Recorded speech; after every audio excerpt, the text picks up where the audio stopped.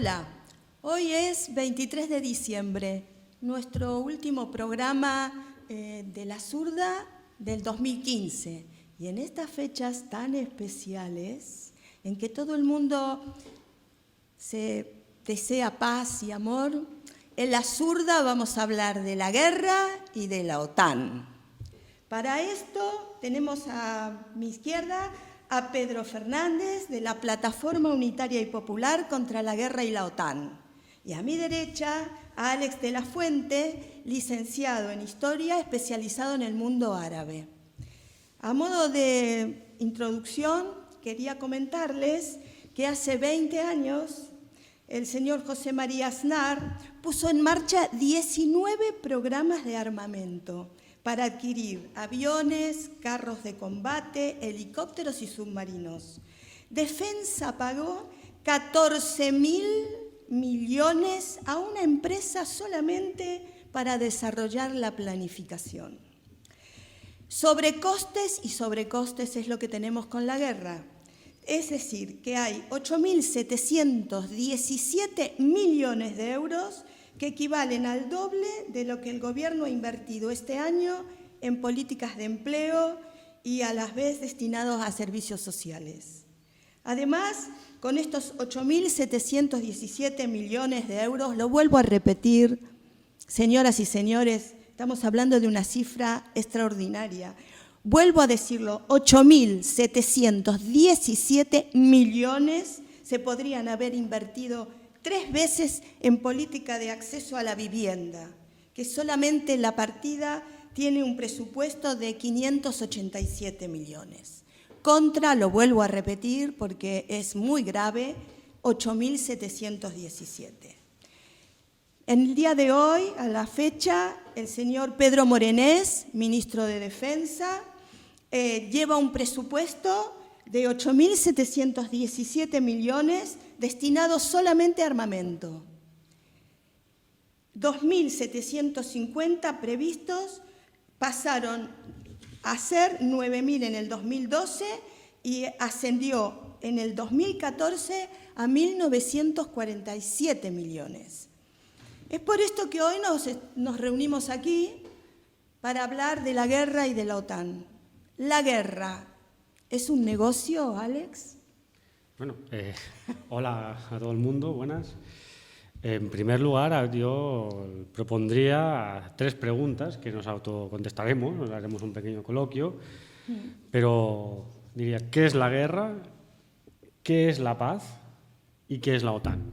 Perfecto. Yo creo que esas son las 3 preguntas clave que tenemos que mirar, de analizar y de responder de manera correcta para entender estas cifras que estás dando tú, que son espeluznantes, desde cualquier punto de vista son espeluznantes, y por qué se destina ese dinero a esta carrera de armamentos, por qué se destinan esas partidas a financiar la barbarie, a financiar las agresiones imperialistas, a financiar la expansión del capital, y si es cierto esto que estamos comentando, ¿no? Es decir, yo creo que podríamos analizarlo y creo que Pedro, que es como miembro de la Plataforma Unitaria y Popular contra la Guerra de la OTAN, tendría bastante que decir al respecto. Gracias, Alex. Gracias. Bien, empezando por la primera pregunta, ¿qué es la guerra, no? Cuando nosotros nos planteamos, cuando convivimos, estamos en el barrio, aquí además afortunadamente tenemos gente de muy distintas procedencias y en general la convivencia es sana, ¿no? Es positiva. Hay muy poco nivel de confrontación, muy poco. Entonces, ¿cuál es la razón de una guerra? La guerra es enfrentarse a otros. ¿Por qué? Esa es la clave del asunto, ¿no? El por qué. ¿Qué te lleva a querer quitarle al otro algo que tú no tienes pleno acceso y de esa manera lo tendrías más seguro y para ti, y estás dispuesto además a eliminar al otro? Porque esa es la clave del asunto, ¿no? Cómo sin negociar quieres apropiarte de algo. Esa es por donde arrancaríamos, ¿no? No sé cómo lo veis vosotros. Sí, no, Pedro, perdón, lo estábamos comentando antes de comenzar el programa, ¿te acuerdas? ¿Por qué nos vemos enemigos unos a otros? Cuando en realidad a todos nos pasa lo mismo. ¿Por qué nos vemos los pueblos, no? Enfrentados, cuando uno se pone a hablar con gente de otras nacionalidades en una mesa de café, nos damos cuenta que a todos vivimos la misma realidad y somos todos víctimas de lo mismo. Entonces, ¿cuál es el sentido de la guerra, no? ¿Por qué nos hacen creer que hay un enemigo oculto en inmigrantes, en refugiados, en gente de otras provincias, en enemigos independentistas, no independentistas, pro-españoles, del Barça, del Real Madrid? Somos todos enemigos, ¿no? Sí. En realidad la respuesta es bastante sencilla y va por donde apuntáis vosotros dos. Es decir, la guerra responde a la máxima expresión, la expresión más brutal de los intereses del capital. Los trabajadores entre nosotros no tenemos ningún tipo de problema. Es más, estamos hermanados por nuestra condición, una condición de trabajadores, de explotados, de la gente que somos los que creamos la riqueza de un país, de todos los países, la creamos los trabajadores, vendemos nuestra fuerza de trabajo, creamos la riqueza y de ese beneficio que se queda al patrón es el fruto de nuestra explotación. Eso es una ley histórica, una ley que viene del materialismo histórico. La guerra es la máxima expresión de esa voluntad de apropiación de lo que no es suyo por parte de un empresario. Si buscamos desde el siglo XIX hasta aquí los motivos de las dos guerras mundiales y de las guerras parciales que está desarrollando la OTAN como principal eje imperialista, está desarrollando la OTAN como principal eje imperialista en el mundo, vemos que todas responden a un denominador común, y es el saqueo y la rapiña de la riqueza de los pueblos. ¿Y la mano armada de esta rapiña quién es? La mano armada es la OTAN, como elemento que estructura todos los ejércitos imperialistas, cuyo máximo accionista, entiéndase en entrecomillado, es Estados Unidos, y que responde a los intereses de las grandes empresas de armamento, de construcción, de gasoductos, de construcción de gasoductos, de logística del petróleo, de explotación del petróleo, etcétera, etcétera, etcétera. De ahí vienen todos los conflictos armados modernos, entiéndase modernos, desde mediados finales del siglo XIX. O sea, destruir todas las infraestructuras de lo que ellos invaden y luego vienen sus buenas empresas constructoras a volver a querer hacer todo lo que destruyeron. Es que, los abanderados de la libertad es que el negocio no está solo en destruir para luego construir. Cuando vemos por la televisión que el ejército mercenario a servicio de Estados Unidos que está en Siria, que se llame Ejército Libre Sirio, o antes o ahora el hostigado, que siempre lo han creado ellos, que es el ejército el califato islámico, cuando vemos que vuelan un hospital por los aires, ese hospital hay que reconstruirlo. Hay que volver a reponer el material, la mano de obra, y hay que reconstruir ese edificio. Pero no solo es eso, es que el negocio principal vendrá después, porque ese gobierno que se instaurará, si no se evita antes, ese gobierno que se instaurará será un gobierno neocolonial en manos de Estados Unidos o Unión Europea. Sí, antes también lo estábamos comentando, ¿qué sentido tiene hoy día la OTAN, ¿no? La OTAN, en su momento, independientemente de opiniones personales que todos las hemos tenido, había una confrontación de bloques y pues se podía entender que la OTAN tenía un papel. Una vez que desaparece el Pacto de Varsovia, que además, como regímenes, digamos, de formato claramente distinto social, ya dejan de existir, ¿qué sentido mantiene la OTAN, ¿no? Bueno, pues lo que estaba comentando Alex, hay toda una serie de intervenciones de la OTAN en lugares donde después de pasar esas intervenciones lo que queda es, de un país quedan o menos países o sobre todo, y ya podríamos hablar del caso de Libia o el caso, aunque no fue directamente la OTAN, pero el caso del centro, del corazón de África, ¿no? Con el tema de la República Democrática, actual República Democrática del Congo, Ruanda, Burundi, etcétera, que hoy, esta misma semana, ha vuelto a tener conflicto.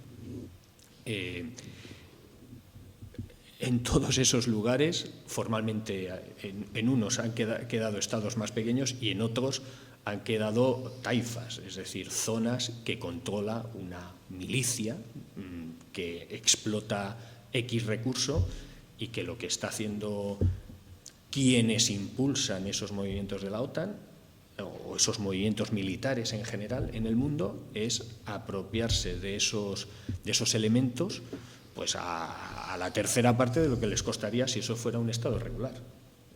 ¿Qué está ocurriendo hoy en Libia? Pues que está ocurriendo en Siria, que están extrayendo el petróleo a menor coste del que supondría si eso fueran estados regulares, que cobraran sus impuestos, que tuvieran un régimen de seguridad social o el que fuera, ¿no?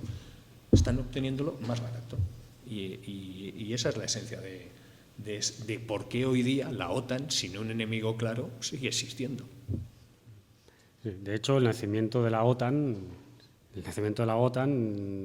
justo después de la finalización de la Segunda Guerra Mundial, tiene un objetivo claro que está escrito en sus papeles y que es hacerle frente al posible y previsible expansionismo soviético.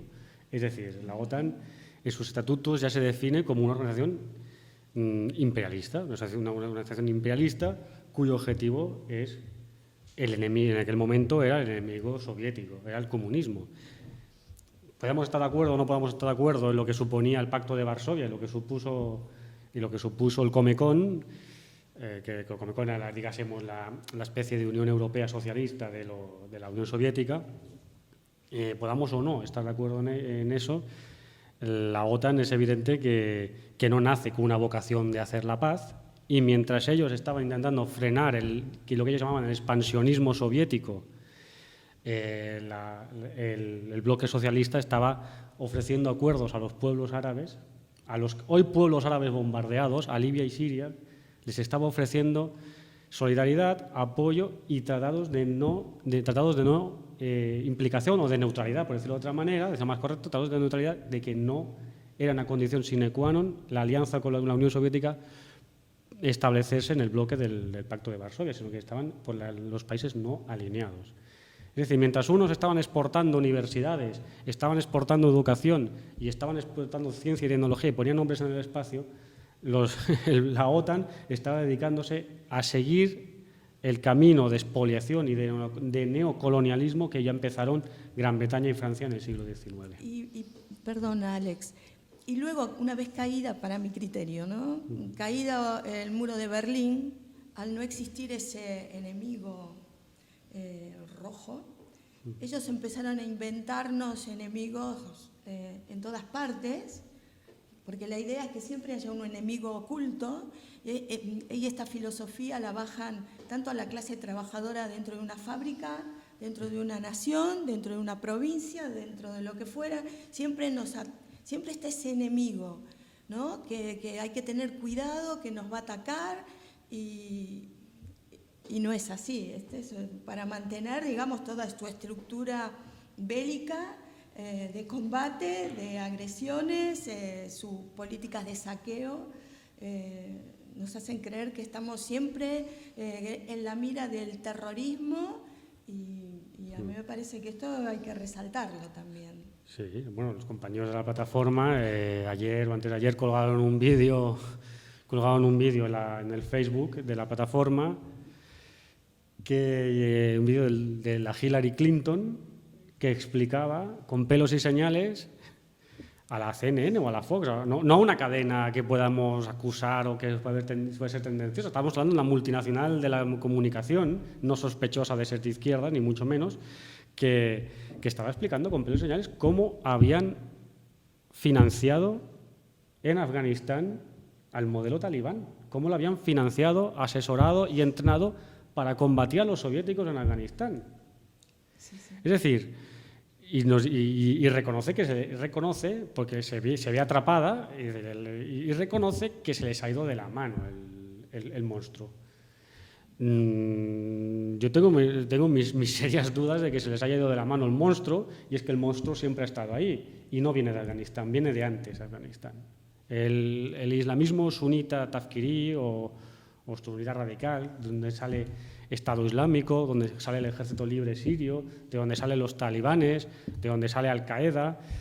Es una invención de Estados Unidos, como la misma Hillary Clinton y el senador McCain reconocen, pero es una invención norteamericana diseñada en Arabia Saudí y en los países del Golfo para contener en los años 50 y 60 al nacionalismo árabe de izquierdas. Yo sobre precisamente este nacionalismo árabe de izquierdas que ahora comentas, los partidos Baas, lo que no debemos olvidar es que Siria, hasta que este conflicto la ha hecho saltar prácticamente por los aires, ya veremos finalmente qué es lo que queda de lo que era Siria, era una mezcla de árabes, pero árabes cristianos, árabes judíos, árabes musulmanes de distintos perfiles. Y sí, que pase el gobierno de padre a hijo, pues bueno, los que no somos monárquicos es algo que me gusta, porque suena a monarquía, pero pero hay que reconocerles que es esa sociedad con sus tensiones, que también las tenemos aquí, pero con sus tensiones, las que fueran, pero esa sociedad convivía y progresaba. Y ahora lo que tienen es, bueno, ya veremos quién es capaz de rehacer lo que se ha destruido ahí. O sea, la firme misión de eso, y se ha visto claramente en Irak, es destruir no ya lo que hay, sino la posibilidad de que haya, porque es más fácil después tener milicias, grupitos que te controlan zonas y a través de ahí hacer lo que a ti te interesa. Creo que ese es un tema. Está claro que siempre se aprovechan los elementos de discrepancia local, ¿no? O sea, el caso de Yugoslavia, pues se aprovechó, bueno, una situación de confrontación de nacionalismos que después realmente a la gente, si no le hubieran bombardeado con ese asunto, ya hubiéramos visto si realmente hubiera sido capaz incluso de hacer desaparecer Yugoslavia, ¿no? Porque, bueno, Yugoslavia tendría sus defectos, como lo tiene toda organización, pero bueno, era relativamente posible convivir y generar, ¿no? Y era un núcleo importante geográficamente, además, y eso se ha dinamitado y se han dinamitado otros, ¿no? O sea, el tema de no a la OTAN es que lo que está generando es la imposibilidad, o sea, donde va la imposibilidad de generar sociedad. O sea, nosotros defendemos la sociedad en general, sin los estados, y es algo que algún día se tendrá que superar, al menos los actuales, hacia arriba, no hacia abajo, pero sociedad. O si no somos capaces de ser sociedad, de cooperar y de intercambiar entre nosotros, pues solo queda esto, y eso es muy peligroso. La barbarie. Tú estabas hablando de Yugoslavia. Alex, yo aquí tengo apuntado, ¿cuántos conflictos en los últimos años estamos teniendo con la OTAN? Porque Yugoslavia, Serbia, hombre... Bueno, o sea, las noticias nos van continuamente modificando y nos hacen olvidar, ¿no? Pero es que todo esto es muy reciente. Kosovo, Serbia, Libia, ahora Ucrania. Me comprometo públicamente a la próxima zurda que me invitéis, si queréis. Me comprometo públicamente a traerte un listado de conflictos donde la OTAN ha participado de forma directa o indirecta. Claro. Y aquí vamos a otra cosa también. Me comento porque es espeluznante. Y es espeluznante lo que estáis comentando, tanto tú como Pedro, estáis comentando, habéis tocado Yugoslavia, y es espeluznante lo que llegaban a hacer con la República Federal Yugoslava. Es decir, fueron capaces... la Unión Europea porque fue a petición de la Unión Europea, dirigida por el llamado entonces eje franco-alemán, que la izquierda de este país se ha olvidado ya de lo que es el eje franco-alemán, se ha olvidado ya de lo que es la Unión Europea, y el carácter de clase que tiene la Unión Europea brutal, de que la Unión Europea es una entidad, una superestructura que va buscando la creación de un superestado federal entre los Estados-nación miembros. Claro. Va buscando superar las fronteras de Estado-nación clásicas para ser una federación de estados, dirigidos por grandes empresas. dirigido por grandes empresas, el 90%, o 70, 80 es igual.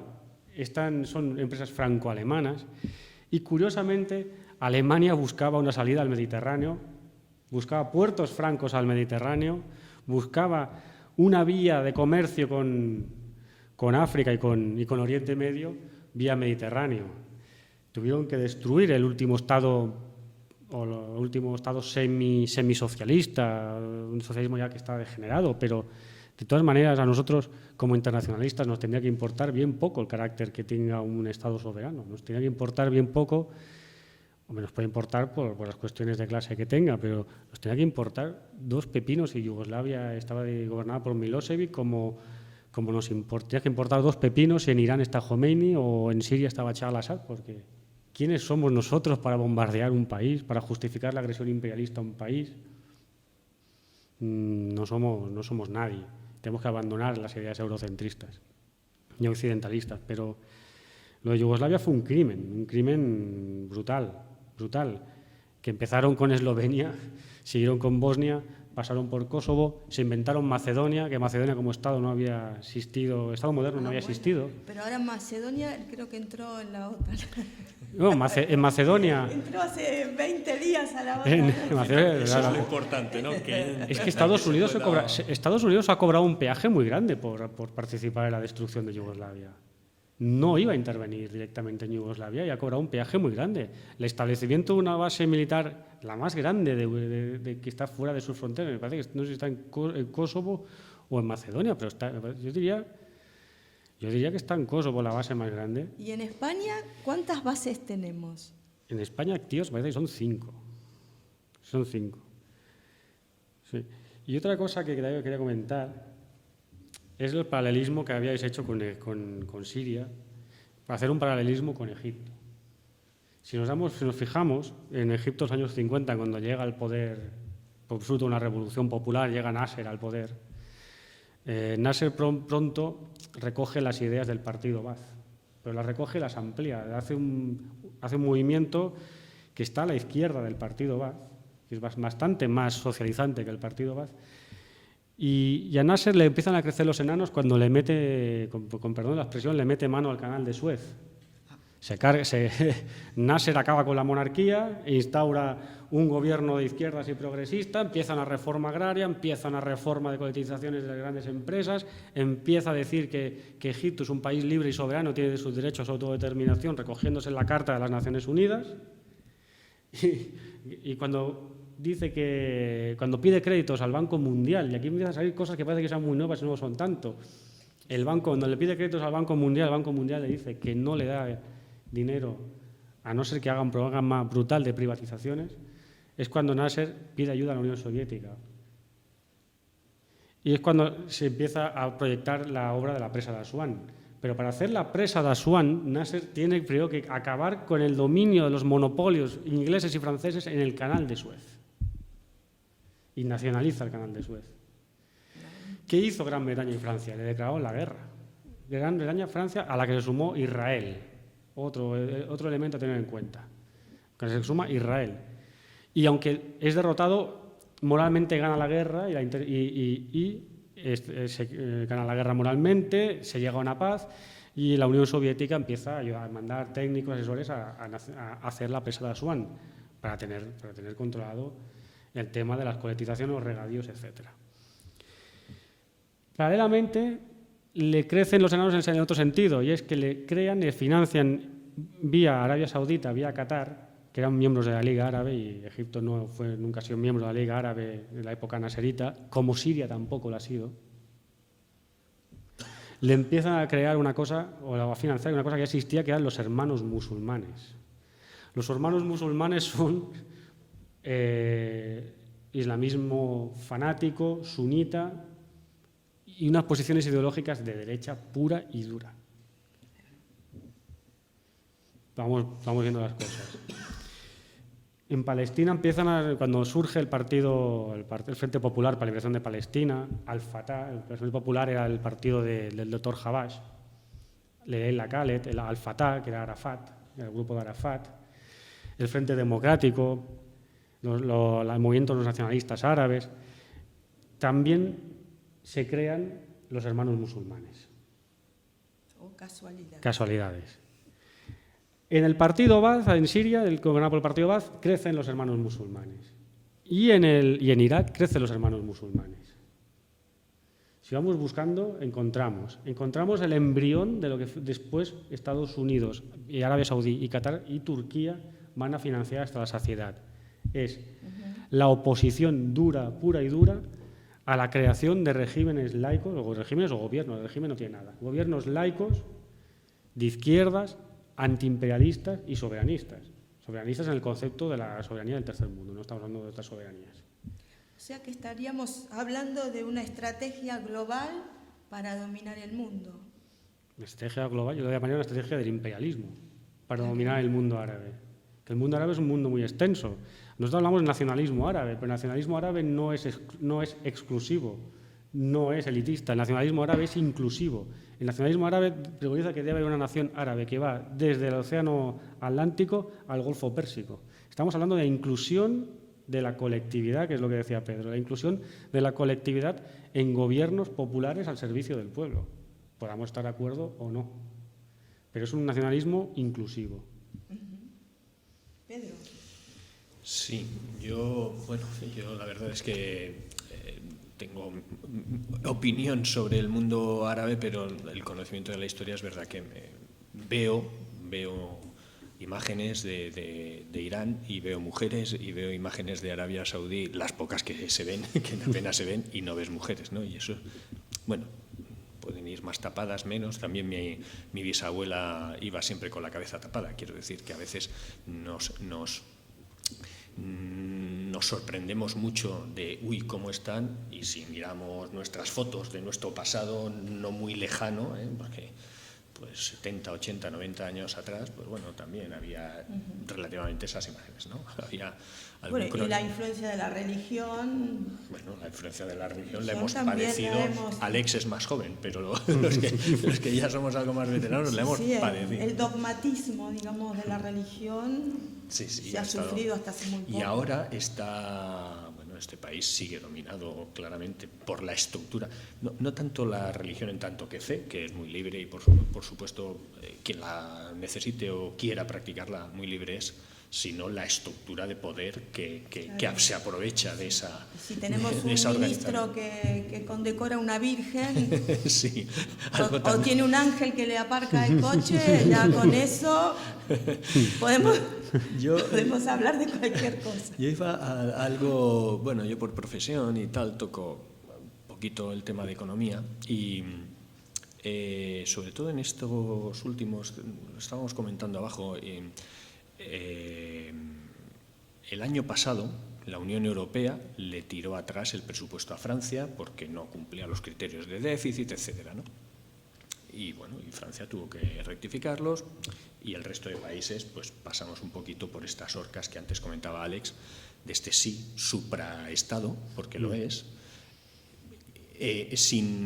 pero solo para ciertas cosas, ¿no? O sea, no es un supraestado para todo, sino para ciertas cosas, ¿no? No interesa que los derechos laborales sean comunes, por lo tanto los troceamos. No interesa que los derechos por ejemplo, de medioambientales sean comunes, los troceamos en países, y en cambio ciertas cosas sí que interesan que sean comunes a esa capa, a esa casta, a esa élite que tú comentabas, o esa clase social que tú comentabas, y esas sí que son comunes, ¿no? Bueno, pues una de ellas es pasar los presupuestos de los distintos estados de la Unión Europea por el filtro de Bruselas y que estos den el beneplácito, ¿no?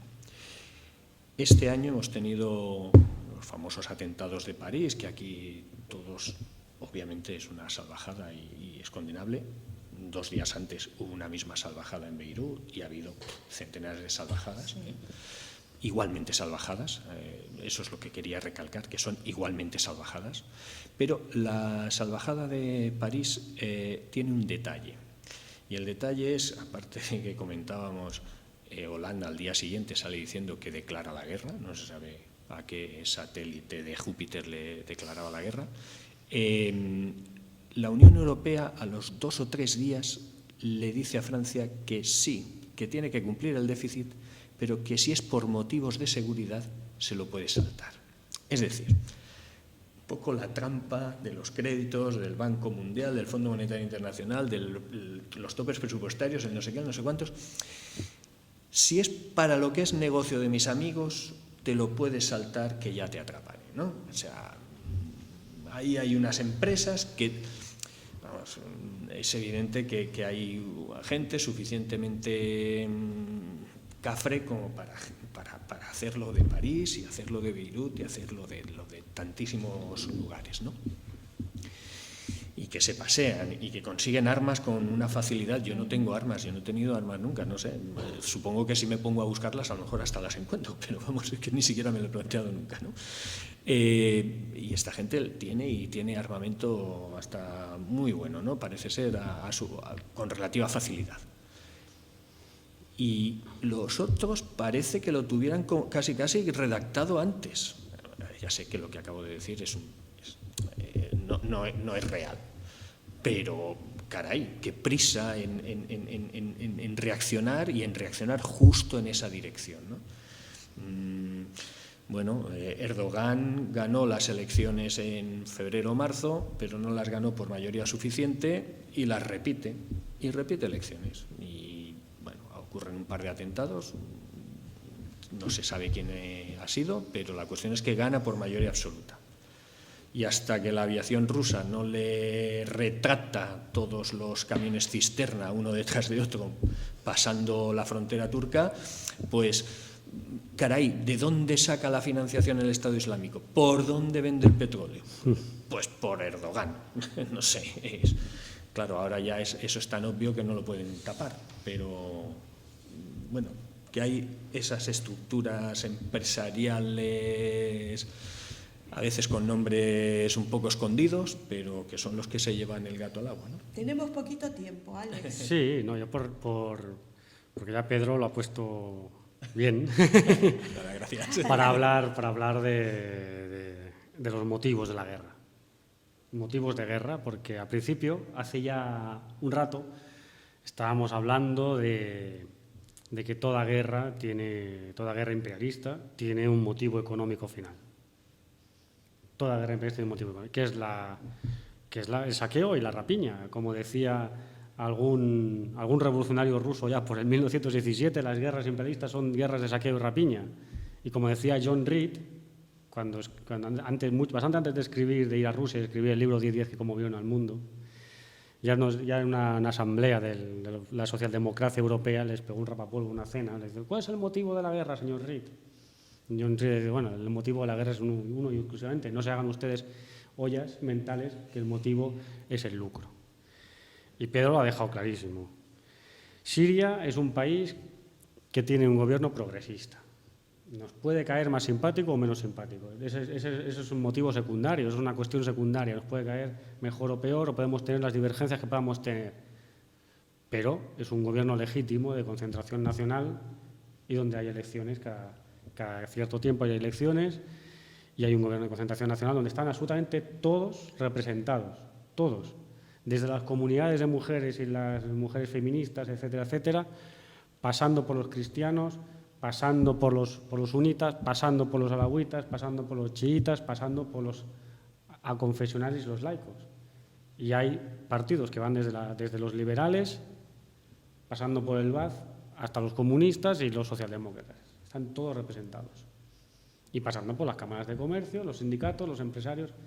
Es decir, es un gobierno que es legítimo, que no forma parte del Fondo Monetario Internacional, que no quiere relaciones con la Unión Europea, que sus relaciones preferenciales económicas están con Rusia y China, que está al lado de Irán y que tiene relaciones con Irán, que tiene el petróleo nacionalizado, que los proyectos de distribución que tiene son independientes y no los firma ninguna multinacional, los firma el Estado. La escuela pública. Que tiene la escuela pública, de todos muchos servicios, que vienen servicios sociales que, por ejemplo, que puedes coger un autobús en el sur del país y plantarte en el norte del país por 5 euros. Que tiene los proyectos de distribución de los hidrocarburos, los firma con quien le da la gana y los ha firmado con Rusia. Es decir, y que además tiene en su país tiene la única base militar que tiene Rusia fuera de sus fronteras, que es la base del puerto de Tartus. Es decir, es un país incómodo, muy incómodo para los proyectos de dominación de la Unión Europea y de Estados Unidos, muy incómodo. Y además es un gobierno que tiene otra virtud, que a su vez es un defecto desde el punto de vista de su propia supervivencia como Estado independiente, y es que es uno de los pocos gobiernos que apoya incondicionalmente a la causa palestina. Y que está en guerra tácita con el Estado de Israel. Entonces es una situación complicada, y que además ese gobierno tiene una influencia muy poderosa en el Líbano, que es una parte, históricamente el Líbano es Siria, se puede considerar Estado sirio. Es decir, tienen unas relaciones complicadas. Entonces nosotros, como personas conscientes y progresistas, yo creo que no tenemos que darle ningún pie a la justificación de una guerra de agresión, de una guerra descarada, de posesión, de usurpación colonial de un Estado soberano. No le podemos dar ningún pie a ninguna justificación. Tenemos que tener una postura clara y coherente de que no podemos aceptar de ninguna de las maneras la guerra imperialista que está lanzando la Unión Europea y Estados Unidos contra un pueblo soberano. No lo podemos tolerar cuando tenemos argumentos de sobra para demostrar que las justificaciones de esa barbaridad son falsas y que en realidad esconde otras, que son estas. Sí, es el saqueo, digamos. Exacto. Ahora, hay una plataforma, ¿no es cierto, Pedro? Sí. Una plataforma unitaria. Cuéntanos un poquito para ir terminando ya. ¿En qué consiste la plataforma? Bien, pues la plataforma es un conjunto de asociaciones y personas a título individual, abierta, por supuesto, en que el eje es no a la guerra, que eso es un grito muy, muy general, y añadiendo no a la guerra y a la OTAN. Y ese grito ya no es tan general. Y ese grito adicional es importante. Hay que recordar que en España era OTAN no bases fuera. Ese OTAN no bases fuera ha ido desapareciendo, pero los 4 partidos que hoy día, los 4 partidos a nivel de España, más los 2 partidos que han sido hasta las elecciones del 27 de septiembre, gobierno y oposición, entre comillas, pero el primero de la oposición en Cataluña. El vencedor de las elecciones vascas, en el País Vasco, en estas últimas. Y esos partidos no tocan para nada o se oponen para nada a la OTAN. Y la OTAN es lo que estamos diciendo, es la herramienta extrema, la herramienta salvaje para conseguir lo que te costaba 10, conseguirlo por 4, pasando por la destrucción, muerte tal, y destrucción de sociedades y su posibilidad y las muy dificultades que quedarán para reconstruirlas, ¿no? Y bueno, tarde o temprano, si seguimos jugando a este strip poker, pues bueno, pasará lo de París, pasará lo que pasó en Madrid de los trenes y pasarán más cosas, claro que pasarán más cosas. Al final es un caldo de cultivo absurdo del que no debemos participar en ningún momento. Alex. Sí, yo decir solamente a modo conclusivo que el 23 de enero, sábado a las 5 de la tarde, en Plaza Cataluña, nos vamos a volver a concentrar, como ya nos concentramos hace unas fechas, para exigir la paz. Para exigir la paz. Pero la paz con mayúsculas y la paz que no suponga explícitamente la ausencia de la guerra. No queremos una paz que sea ausencia de guerra. Queremos una paz justa, una paz de solidaridad con los pueblos, de solidaridad con las sociedades que están sufriendo las agresiones imperialistas. Y esa solidaridad tiene que suponer, como primer paso, que los estados y los pueblos que formamos parte de la OTAN, debemos exigir nuestra salida de la OTAN. Y lo redundo, o sea, debemos exigir nuestra salida. Los pueblos que pertenecemos a la OTAN debemos exigir la salida de la OTAN, que no quede dudas, como dice Pedro. Porque ese es el primer paso, es nuestro primer paso también como sociedades, como trabajadores, nuestro primer paso para tener una real soberanía, una real conciencia colectiva. No podemos tener una independencia respecto a los poderes fácticos, respecto a la Unión Europea, respecto a Estados Unidos, si no salimos de las estructuras que han creado esos mismos organismos para tenernos atrapados. Es decir, y estamos hablando, hemos hecho un repaso histórico quizás, ¿no? Hemos hecho un gran repaso, un gran esfuerzo de hacer un repaso histórico y de ideas.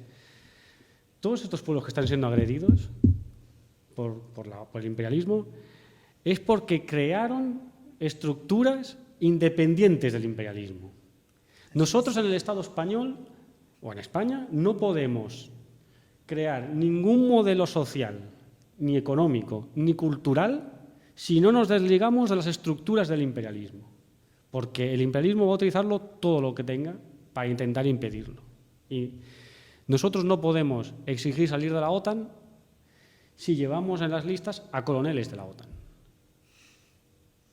Porque es que ya hemos renunciado previamente, es que ya no han ni eso, ya han renunciado previamente a la República, han renunciado previamente a la nacionalización de los medios de comunicación, la creación de opinión, se ha renunciado a exigir ya ni la salida de la Unión Europea, sino acuerdos justos, que alguien me lo explique qué es eso, pero acuerdos justos con la Unión Europea, van a seguir pagando o quieren seguir pagando las deudas contraídas con el Fondo Monetario Internacional, deudas que vienen del fruto de nuestro trabajo, y encima tenemos deuda, pero es decir, ya ni las más mínimas desligaduras de las estructuras del imperio. Por lo tanto, no creemos en casualidades, sino creemos en causalidades. Hemos de recuperar el espíritu del 86, de que este pueblo fue un clamor diciendo OTAN no, bases fuera, y el cierre de las bases. Bueno, feliz a todos el 23 de enero. Vale, claro, sí, los esperamos a todos, nuevamente lo vuelvo a repetir, 23 de enero a las 5 de la tarde en Plaza Cataluña para decir no a la guerra, OTAN no, bases fuera. Feliz año de paz.